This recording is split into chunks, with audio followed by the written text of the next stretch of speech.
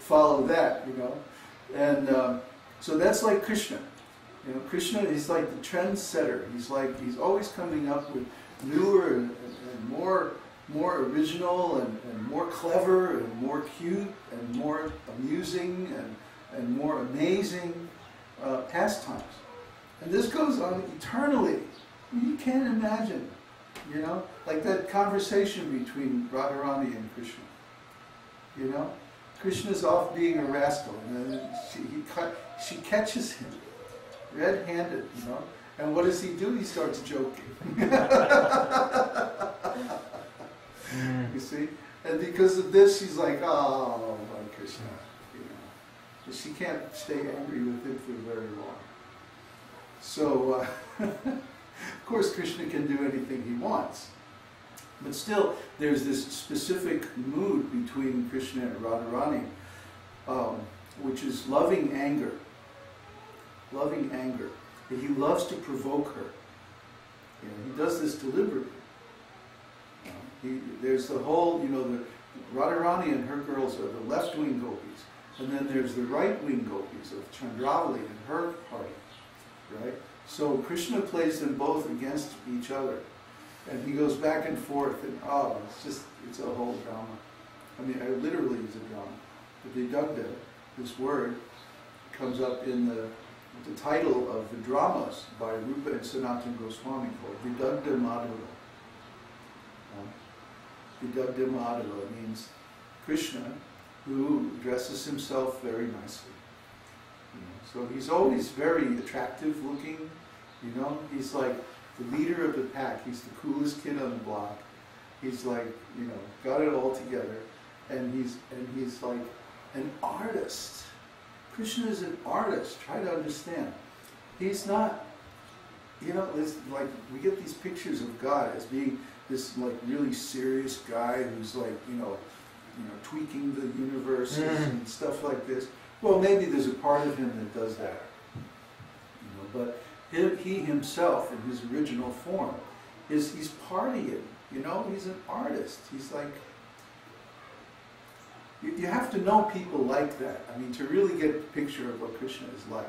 You know, I ran into some really far out characters in my life as an artist. I used to live right downstairs from Lambert, Hendricks, and Ross. If anybody knows who they are. Lambert, Hendricks, and Ross are jazz artists. They had a vocal. The only people in the whole jazz world that had a vocal trio. This is way before the Swingle singers and all this. They were like classic jazz artists in the 50s and 60s. I used to live right downstairs from them, and oh boy. They were freaks, man. But anyway, John Hendricks, who was like the leader of the pack, this guy could make up songs, like on the spot. He could just make up songs.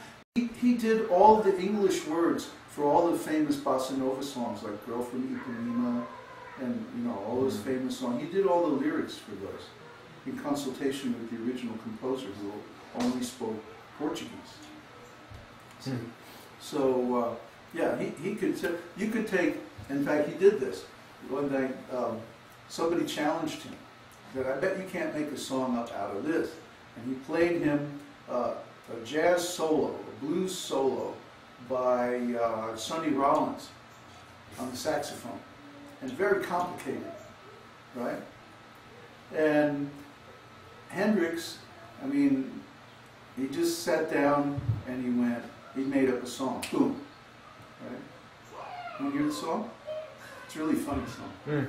Yeah. It goes, my analyst told me that I was right out of my head the way he described it. He said I'd be better dead than alive. I didn't listen to his jive. I knew all along that he was all wrong. And he made up this whole song, like just right off the top of his head, on this jazz solo. And it was a complicated solo. I mean, it was like, had all these modulations and all this stuff. So this is the kind of genius that we can have in this material world. Imagine what Kṛṣṇa is like, huh? Making up these songs and dances. When I was doing research on Vedic music, I found these exquisite passages by Narottam Das Thakur in books that have not yet been translated into English. And I had them translated by local scholars for the paper that I was writing, but they still haven't, as far as I know, been translated fully. Anyway, they were describing the pastimes of Radha and Krishna in the spiritual world, and how the gopis all were expert in music and dancing and singing and playing musical instruments. And so the gopis would like assemble together, and they had like different groups of gopis would sing different melodies and dance in different ways, in different rhythms, to express different moods at different times in Radha and Krishna's pastimes. Now, who can imagine this? Huh? And these are the gopis. These are Krishna's devotees. And Krishna himself is in the middle of all of this, like improvising and, you know, kind of like directing the whole thing. And I mean, just, you know, Krishna is just too much. You can't imagine, you know. I mean, it's just fabulous. On the way up on the plane, I saw this Disney movie, High School Musical. And it's a total foo-foo nonsense movie. You know. But there's some incredibly talented young artists in this movie. Right? And they're about the same age as Krishna, you know, 16, 17, like that. And they're doing incredible stuff, dancing and, you know, singing. And of course it was a movie, so, you know, they only did one shot at a time. And so when they put it together, it all looks wonderful. But actually nobody in this world can sing and dance like that, you know, for more than about 5 seconds. But when you have movie, video, or whatever, you can splice it together and make it look really fantastic. So anyway, I was watching this and thinking, wow, Krishna is doing better than that, and he's really doing it. He's not, you know, it's not like he has a coach saying, okay, now do this move, now do that move, you know, and then they film one scene at a time. You know, no. He's really doing it, and he's making it all up. And Krishna's creative intelligence is just so incredibly powerful and fertile and ever new, ever fresh, better and better and better. Try to understand. Huh? This is Krishna. You start to get the idea of Krishna's character. You know? Krishna is like he's God on vacation. He's just hanging out with his friends, you know, playing all these games. Sometimes in games, you know, you see kids playing games. And sometimes they appear to be fighting. And if you say, no, stop that fighting, they say, no, it's part of the game. I'm the cowboy, he's the Indian. They're fighting. We're part of the game. So, similarly, sometimes there appears to be conflict between Krishna and his devotees, or there appears to be anger, or there appears to be jealousy, or some other thing. But actually, this is just part of their game. See, it's just that their game is on such a higher level than our game that it's inconceivable to us. It's impossible for us to understand. If we were placed in that situation, we would freak out. We wouldn't be able to understand that this is a game, that this is enjoyment, it's pleasure. See?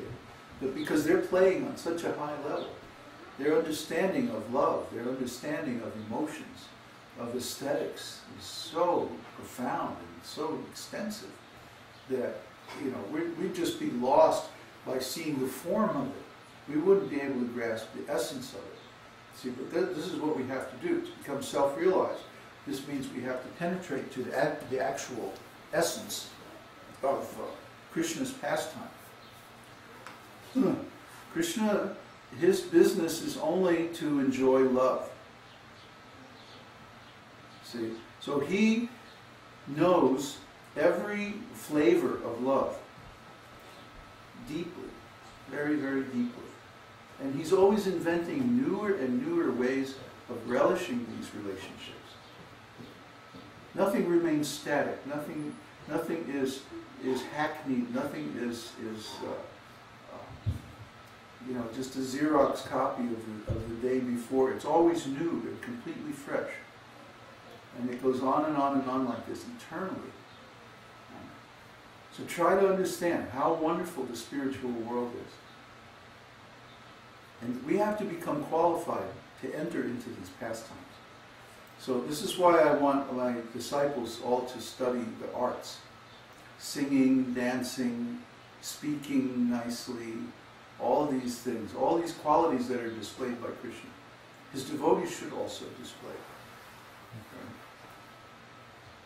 Not only because they are very valuable in Krishna's service, like in preaching, but also so that we gradually qualify ourselves to enter into Krishna's pastimes in the spiritual world. You know? You wouldn't want to be there and all the gopis are dancing and everything and you're just kind of standing there watching.